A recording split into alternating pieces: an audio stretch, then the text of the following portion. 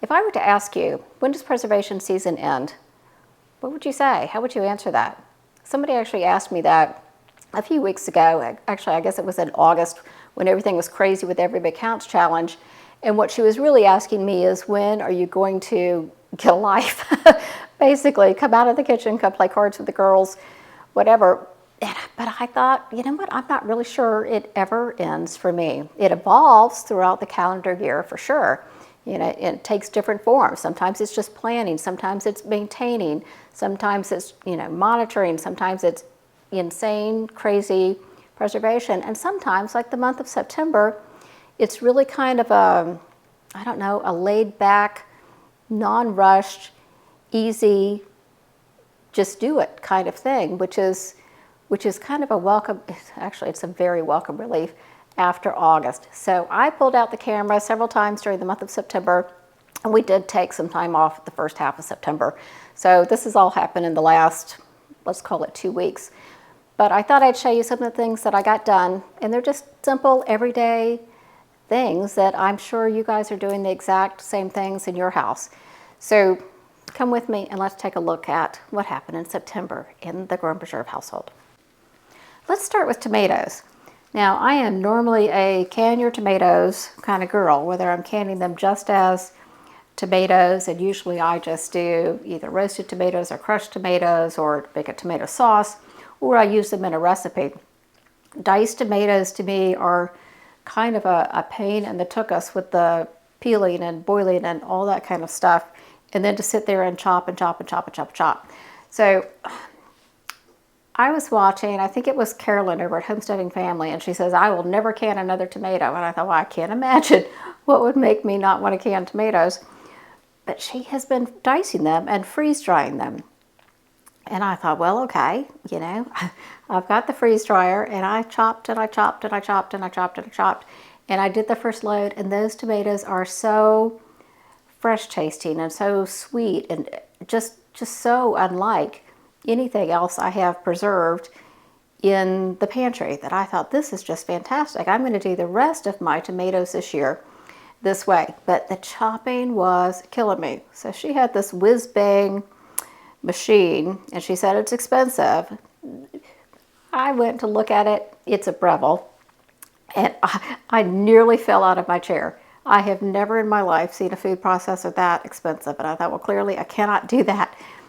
But I started looking around, and I know that I've seen somebody else, they have a smaller one, different brand, and I did find that at a significantly better price, and I will see if I can find a link for that one. I can't remember the brand off the top of my head, but I'll try to find it and put it down below. And then I thought, well, let me just look and, you know, see if there's a used one anywhere. I don't know if people use eBay anymore, but I used to look on eBay. I found a used one on Amazon, or it was at least labeled used. This is an older model. They don't make this model anymore. It doesn't come with all the whiz-bang kits. I think the new model comes with like 3 dicing blades and I don't know, all kinds of other fun gadgets and things. This one just comes with the one. But this one has been fantastic. And because it was used and discontinued, and I don't know if you can get, I don't know anything about the Amazon used program, but anyway, I was super happy, and I got out for a price that I could at least swallow with this thing. So I'm really excited to have a brand new food processor. My last one is like 25 years old and really doesn't do anything but pulverize things at this point. So I'm happy with this, and I'm going to have a good time playing with it. So I'm going to start with the red tomatoes, and there's no particular reason to keep the red tomatoes separate from the yellow tomatoes. I don't do that when I'm canning. I just, you know, peel them all and throw them in the jar, right? But I'm going to do it on this one because it looks so pretty to have red diced tomatoes in one jar next to yellow diced tomatoes in another jar. And I know that sounds ridiculous, and I would use them interchangeably, but it makes me smile when I look at the jars. I'll put up a picture here. Hopefully it'll make you smile too. But this has been a really easy new way. Now, will I ever can tomatoes again? Absolutely, I positively will, because I like what canned tomatoes can do for me. Canned tomatoes, I don't know, they have so many uses. I'm sure these have uses too. Right now, this is more novelty for me as I try to figure out how to use all the freeze-dried things that I'm learning how to make. But anyway, yes, I will always can tomatoes. I'll always use them in recipes that I'm canning, etc. But this has been a fun way to wrap up the last of the tomatoes. So I'm going to do the red tomatoes, and then I'm going to do the yellow tomatoes, and we'll get those going in the freeze dryer.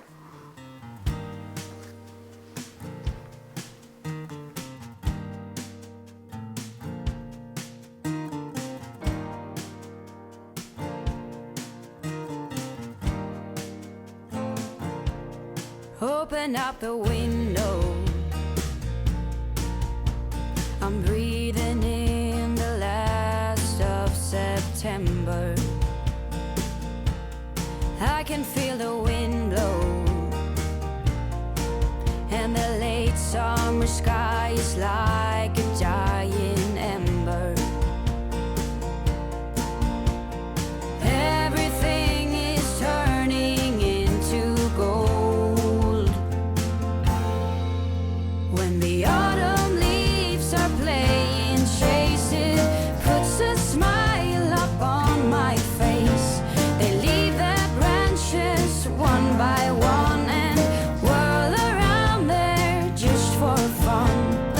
Some are faster, some are slow, and some are high and some are low, dancing through the last days of September.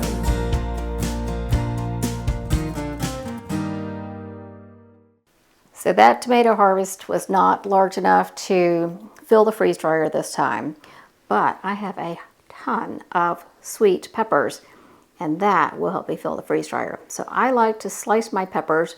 Sometimes I dice them, and I do have some that are freeze dried and diced now, and those are great. I tend to throw those into soups and things that, you know, are going to be eaten in like one bite kind of thing.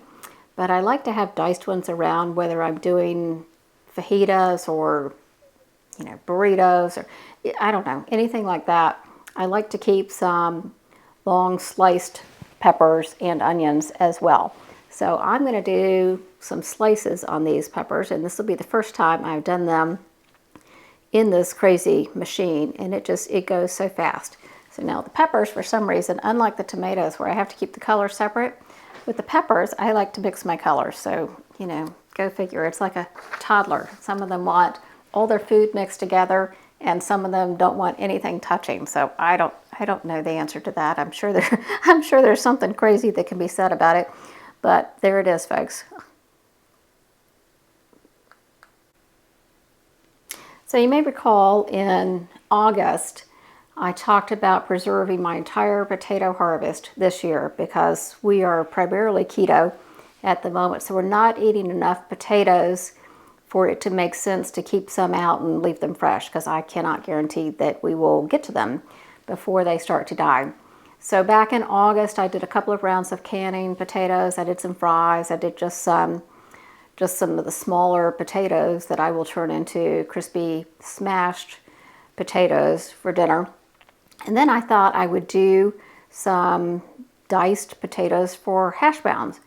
But I have some of those canned because I did a batch, I guess it was late spring, and I still have plenty of those left for the keto lifestyle where we're not eating too many potatoes. So I thought, well, okay, let's see how this little dicing contraption here works on potatoes. And you'll be able to see the size and shape and perfectness, if that's a word, perfection, there, I guess that's the word I'm looking for, of these potato dices that this machine gets me. So now with potatoes, if you're going to freeze them, or in my case, freeze dry them, or if you're going to dehydrate them, you do have to blanch them first. Otherwise, they turn this really disgusting shade of gray, which I definitely don't want. So this will be the last of my potato harvest for the year. So now I can relax knowing that I have everything taken care of. I don't have little potatoes that I have to worry about sprouting down in the basement. So I think this is going to be terrific for me. Now, I have not used any of these yet, but I'm thinking I can just throw them into soups and stews, frittatas, all kinds of things. And then I may not need to rehydrate them, certainly not for soups and stews. I don't know about for frittatas. I'm working very hard to learn all the ins and outs of not only how to freeze dry particular things, but how to use that freeze dried food so it still tastes like something that was worth the time, effort, money, whatever was involved in preserving it. And, I've done a decent job of finding some things that we really like freeze dried. Any kind of meat that is, a kind of a slow cook kind of thing has been really terrific. Chicken has been really great, not necessarily fresh chicken, but canned chicken is just perfect when it comes out of the freeze dryer. Ham has been great. Canadian bacon's been great.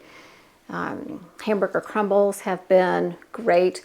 I have not yet figured out how to freeze dry meat that I like to have rare to medium rare, any kind of a steak cut or anything like that. So, I don't know. I'm still working on that part, but I'm learning, I'm working on it. And this was a great step. So I look forward to using these, and I hope that they're going to turn out to be just as perfect as my home canned hash browns that I normally do.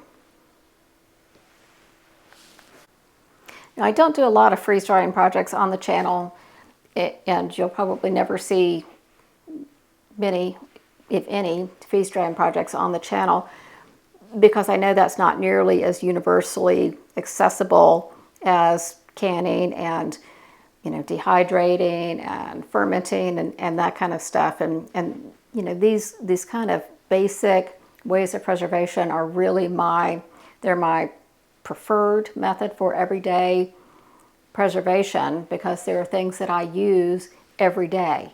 If I'm canning something, I'm not canning it for a 30-year shelf life. I'm canning it to use over the winter. I'm canning it to use during a busy season in life, or I'm canning it to use on Tuesday. These are things that I'm constantly going through.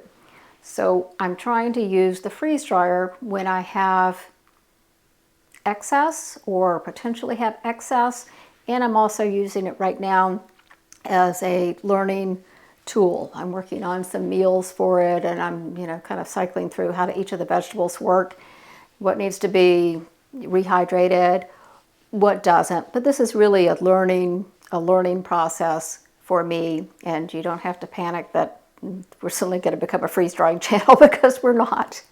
But I do enjoy this, and I do love my freeze dryer. If you are thinking about getting one, generally Harvest Right will have their Black Friday sale the entire month of November, and you can always find a link to them down below if you want to kind of keep track. But that tends to be their largest sale of the year, or at least they say it's their largest sale of the year, or matches their largest sale of the year. So if you ever do have an interest, you can go take a look. When I do my fall canning pantry tour here coming up, I think I usually post that in November, I will also show you some of the things that I have been freeze drying and kind of walk you through what's worked for me, and what hasn't worked for me, and what I don't know yet. I haven't quite figured out how to use it yet.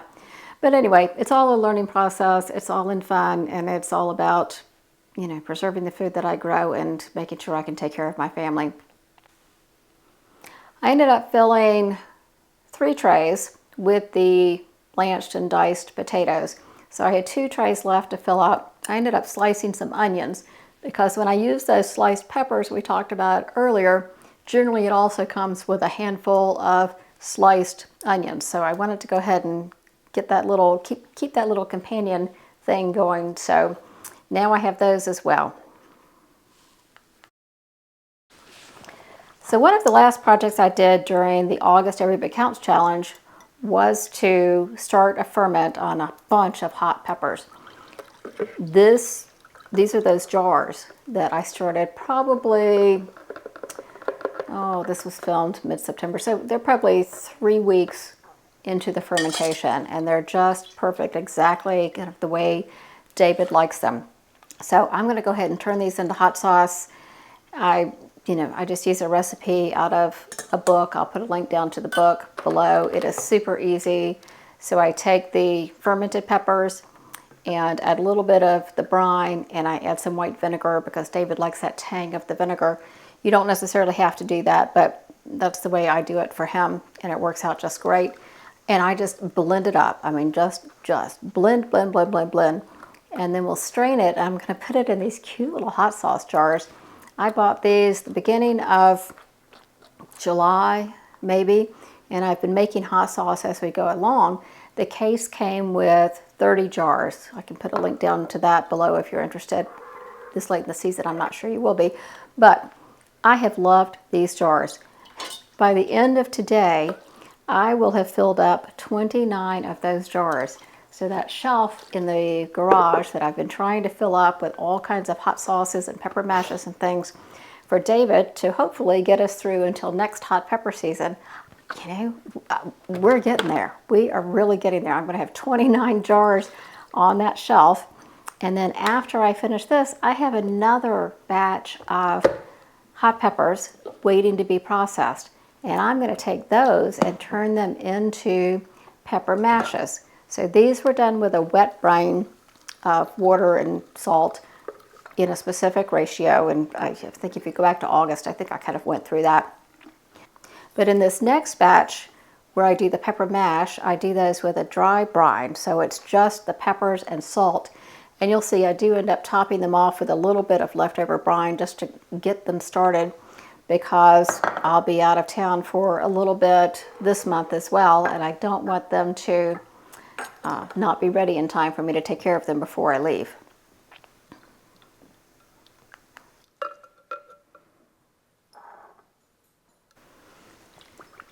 So these first two jars I'm doing are the Sugar Rush Peach.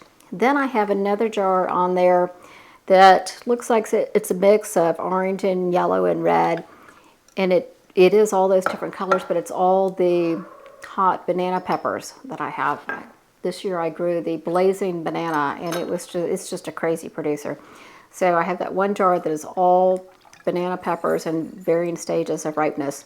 And then I have two jars of red hot peppers. So I have red jalapenos in there. I have red garden salsa. I have red Santa Fe Grand, and they're just all mixed in. And I just did it because it was red, and so I'm loving seeing all these colors come out in my hot sauce bottles. So I now have like a green. I have the peach color. I have medium orange. I have this kind of deep red that we're going to get today. You're going to see here in a minute. And I just love that. I don't know why I'm kind of so focused on how the food looks. But I don't know. I guess to me that really is kind of half of enjoying the food is the pleasure of seeing it look beautiful and turned into something that is, in my house, so incredibly useful as hot sauce, because David just uses it on absolutely everything.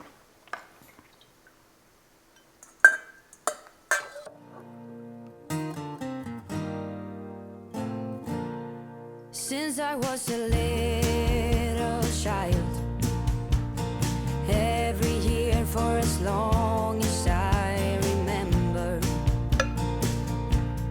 all the leaves were running wild, going all the way until November. Turn the world around us into gold. When the autumn leaves are playing chase, it puts a smile up on my face. They leave their branches one by one and whirl around there just for fun. Some are faster, some are slow, and some are high and some are low, dancing through the last days of September. Again, with the pepper mashes, I'm going to keep the Sugar Rush Peach separate from all the banana peppers, and then the red peppers are going to be separate as well. So David kind of has an idea of what he's going to get when he opens a new jar. This has been kind of a surprise for me. I've always just done hot sauce. I started the pepper mashes this year, And he has so enjoyed putting these on eggs, on frittatas, on top of chili, on basically just on he puts them on his pizza, keto pizza, mind you, but on his pizza the other night, and he just loves it on everything. Oh, and one other thing, he has found it works the magic when I serve him zucchini or cauliflower rice, neither of which he likes very much. He can put some pepper mash on it and they go down much better for him. So this has been terrific. I'm going to get a bunch more jars of this on the shelf, or not on the shelf, in the refrigerator. And I will probably, the rest of the peppers that come in, now that I'm almost out of jars for the hot sauce, I'll probably just do more pepper mashes. What you may not be able to see from this particular camera angle is that my food processor bowl is sitting on a scale, and I'm weighing these peppers as I put them in there in grams so that I can then figure out how much salt I need to add to make sure that these stay safe and ferment at the proper speed and salinity that works for us. So I generally use 2.5 to 3% so far in these pepper mashes, and that seems to be the right amount of salt for us. I think generally recommended is anywhere between 1.5 and 5% salt. So you take the total number of grams of the peppers you're going to use, and then you multiply that by 0.025 or 0.03, whatever salinity amount you're going to use. And then I'm just topping, as I mentioned before, I'm just going to top these with a little bit of the brine left over from the peppers that I made the hot sauce from, just to kind of give these a head start in their fermentation, because we have to be in Atlanta in, my goodness, in less than a couple of weeks now, and I want to try to get these done and processed and put into the refrigerator safely before I go. So as I get all of these pepper mashes in their jars, it suddenly occurs to me that all of my pickle pipes and weights I've just put in the dishwasher as they've come out of the fermented peppers for the hot sauce. So while I could hand wash them, I really prefer to run them through a dishwasher cycle in between fermentation projects. So I'm going to let those run. So I'm just going to temporarily put some regular plastic lids on these, and as soon as my dishwasher cycle is finished, then I can come through and do them properly with the weights and the pickle pipes, and they will ferment just like any other time. I started off the day with the house to myself as I'm working on all these pepper projects, but we do have a house guest staying with us, and he and David were out playing golf together. This is an old friend of David's from high school. They grew up together in Cleveland, Ohio, and his name is Adam. You're going to meet Adam here in a minute.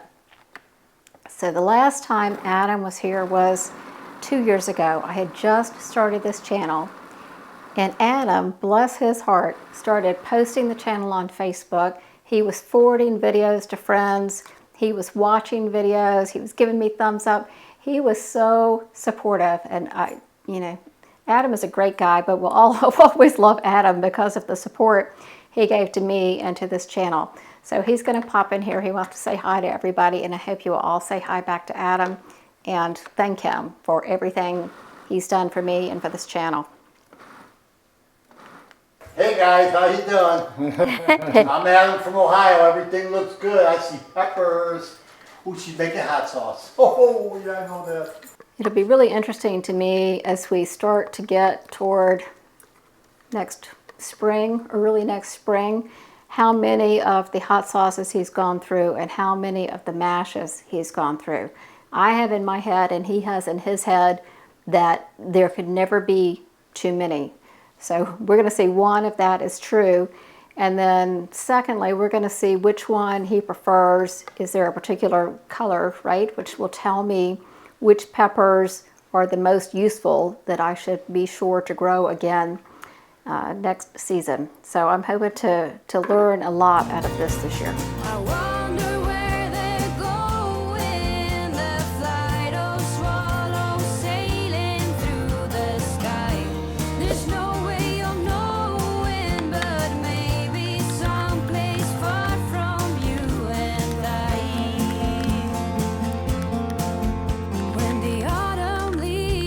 play and chase it, puts a smile up on my face.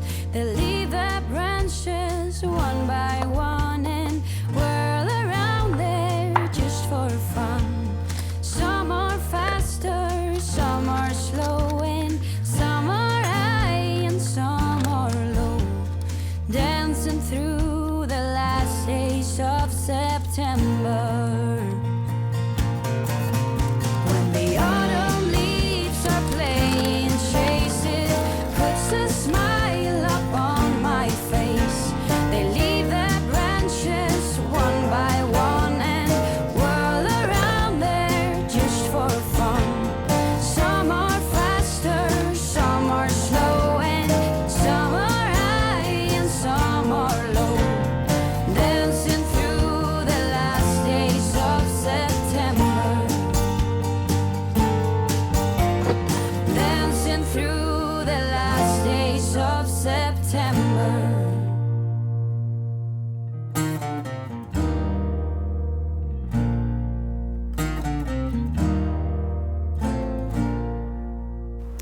Next up, I'm going to deal with 3 pasture chickens that I got a great deal on from my last order from ButcherBox. In fact, that order came and just a few days later I was out the door, out of town.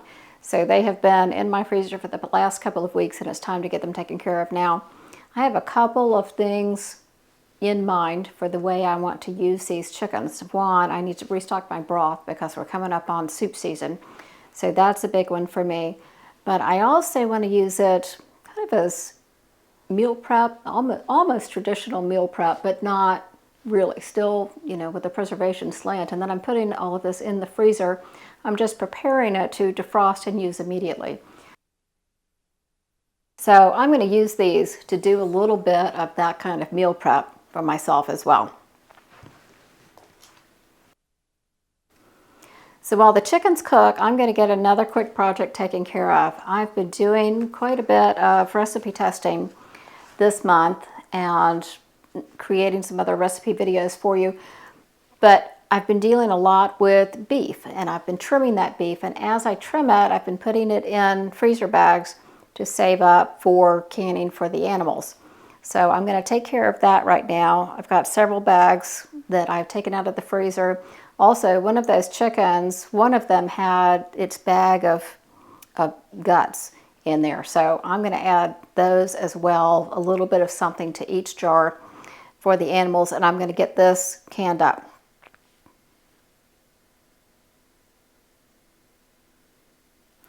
Now, I suppose it's important to say when we start talking about animal feed that this is not a complete meal for my animals in a jar.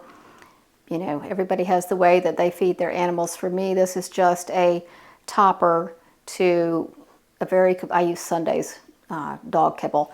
So it's a topper for that, just to give her a little extra protein, a little fun, maybe a little fat, and some extra vitamins and minerals and all the stuff that they get from the organs in these little chicken parts that I'm putting in.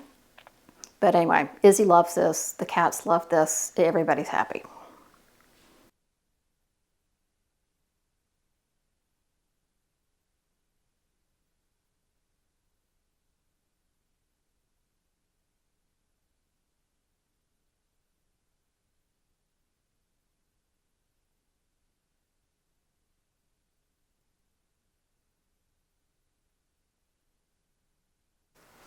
One question I get fairly regularly, I'm going to go ahead and answer here and show you how I deal with that as well. And that is, if I'm just going to pressure can in one of these little jelly jars, how do you keep those jars from floating as you fill up the canner? You know, because you don't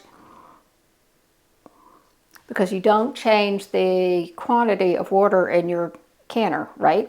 And as you add the jars in to fill up the space in the canner so you can can safely,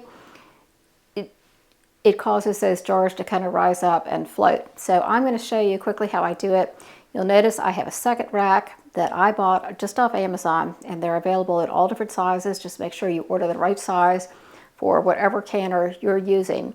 So I'm going to stack the filled 8-ounce jelly jars down here in the bottom. I'm going to add a couple of extra ones with just no lid on them, just some water just to kind of take up space.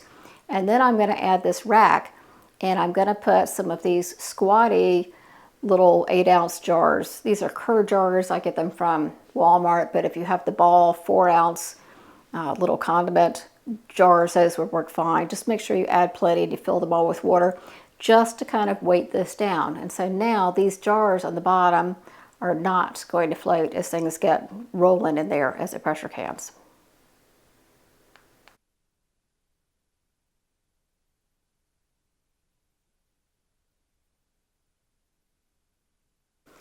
All right, let's get back to these chickens now. So I've got a couple of different ways I want to try to use this chicken. So I definitely know that I'm going to need some broth. We're coming up on soup and stew season, and I'm a little low on chicken broth. I have plenty of turkey broth. I'm low on chicken and I'm low on beef broth, so I need to take care of both of those here coming up. But I also want to make sure that I preserve the chicken meat in a way that we will use it. I'm not going to can it because I do have a good bit of chicken meat canned on the shelf, but I'm going to parcel it out and freeze it in more of a kind of meal prep kind of fashion for the way that we eat it. So right now I'm just going to part it out. So I took off the leg quarters, we'll remove the wings, I'll take off the breasts, and I'm going to do that for each one. And then I'm going to start to figure out how I want to use each of the parts. So years ago when my kids were young and I was working full-time out of the house, and they had after-school activities and they had homework, and I had a job that was really, really long hours, one of the best things I did for myself every couple of weeks was to throw some bone-in, skin-on chicken breasts in the oven, several of them, and bake them, and then cut them off the bone, slice them so that they are then ready to just defrost and put with rice and gravy or mashed potatoes and gravy or on a salad or served with mac and cheese or fries or whatever kid food they wanted, and then whatever I wanted as well. It was so easy and it tasted fantastic. You know, there was not a tremendous difference between that and freshly made chicken, as long as you package it well. I find that chicken holds up extraordinarily well in the freezer. So I didn't have individual chicken breasts or whatever, but that's what I'm going to do with the breasts of these. So I'm going to end up with 8 chicken breasts that are cooked and ready to go. I'm not going to pre-slice them because I'm not sure how David and I might use them, which could be a little bit different than the way the kids and I use them. But I'm going to get, what did I say? I think I said 8 chicken breasts, but it's 6 chicken breasts. I have 3 chickens. They only have 2 breasts each. So we'll go with 6 chicken breasts I'm going to get in the freezer. And then a couple of other parts. I have the leg and the thigh to deal with. The wing is just basically going to, I'll take what little bit of meat I can get off of it, and the rest, the bones, are going into the broth.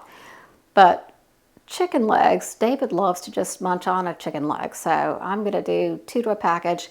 I managed to get 2 of them in the freezer, and then he claimed 2 of them for a snack that day. So he went ahead and ate those. And then the thigh meat, I went ahead and kind of pulled apart and ended up putting that in a bag to be frozen. And I'll use that if I'm doing, you know, chicken tikka masala, or I'm doing just kind of a quick soup or something. That's easy to just throw into either of those dishes, and it's done, and it's going to be terrific, and it's bite-sized and ready to go. So I was really pleased with all of the kind of meal prep I got done out of these little chickens. And then I'm going to throw them in the roaster and get as much chicken broth on the shelf as I possibly can.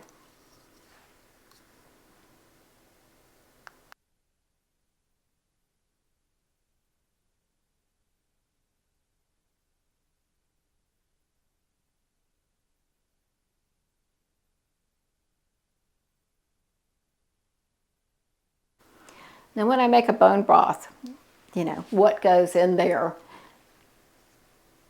Apple cider vinegar always goes in because it helps to extract the gelatin or collagen out of the bones. So apple cider vinegar always goes in. I used to salt it all the time. I don't necessarily salt it now because if I ever need it to rehydrate some animal food or give them a little treat, or there's some left over, I don't like to give them the salt. So right now I tend to salt when I go to turn it into whatever meal it's going to be, but I don't salt going in. I do add whatever herbs I have in the garden. So I ran out and I think I found out there sage and oregano. I think that's it. Oh, and thyme. And then I was looking for my rosemary. It seems to have been overtaken by mint that I thought I had managed to get completely out of the herb bed. So I didn't do a great job managing my herbs this year. But I did get, a bunch of good stuff. And I also usually keep a bag of vegetable scraps and things, onion skins and, end of onions and I don't know, whatever kind of vegetables I've been working with. Well, this week I had been doing a couple of recipes that involved celery and carrots. And I had some very tired carrots that you'll see that were just perfect to go ahead and throw in here. So I did the carrots and the celery and the herbs this time, and it turned out just great.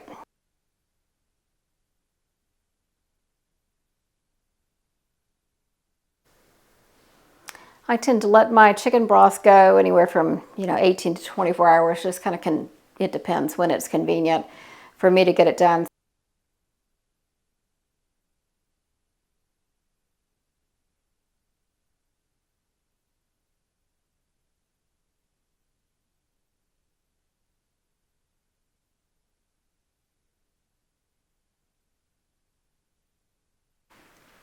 It's not often you see me wear an apron, but every time I do broth, I have to wear an apron. If I don't wear an apron, I will be covered in broth. As it turns out, when I wear an apron, I don't get anything on the apron. I don't spill anything that could have been a problem. But if I hadn't worn it, I would have chicken broth all down the front of my shirt. So here I am. I'm going to end up doing this in all quarts because that's what I need. I still have a few pints left of chicken broth from the last time I did it, but I am seriously low on quarts, and that's what I need going into soup season. So I'm going to manage to get 5 of those in the Presto electric canner, and then I'm going to pull out the All-American so I can do another 7. And that'll give me 12 quarts to put on the shelf, which I need desperately going into soup and stew season. So I'm really excited about that. I also ended up with enough for 2 extra quarts, which I ended up using to make a soup this night, and we ate on it for, gosh, probably 3 days, I guess. It was a very rainy period here. We were just super soggy, weren't leaving the house, and it was a little chilly out, which was just fabulous. And it was so nice to have soup. It was just the perfect timing. So we loaded up on chicken soup, got our fix, and I got stocked up for the soups we're going to make later this season. So these chickens, it looks like a lot of work. It is kind of a lot of work, but I'll get so many meals out of these chickens one way or the other. Sometimes it's just the base of the chicken broth. Other times it's the main protein in the whatever meal I'm serving. So I'm really happy that I got this done.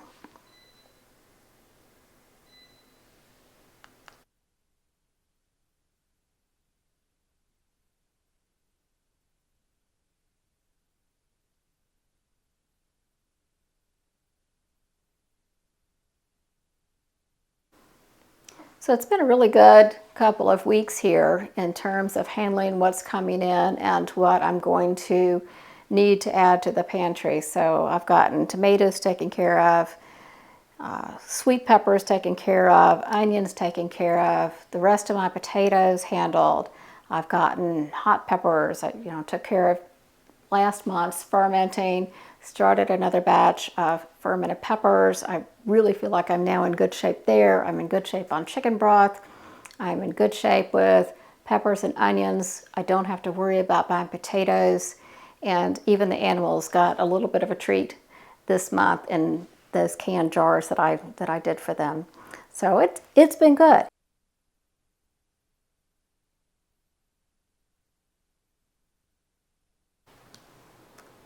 So I hope that you enjoyed that. It was, to me, such a relaxing thing to just be in the kitchen and preserve something. Or you know, I don't even always necessarily look at it as preserving something. Clearly that's what I'm doing, but sometimes it feels more like the way I meal prep, or just the way I take care of my family, or this is what you do when you have a sale on chicken, or, you know, whatever it is. It's relaxing, it's peaceful, and yet I still feel like I accomplished what I would like to accomplish in the month of September. So I thank you so much for being here. I will see you next week. You have a wonderful week. Bye-bye.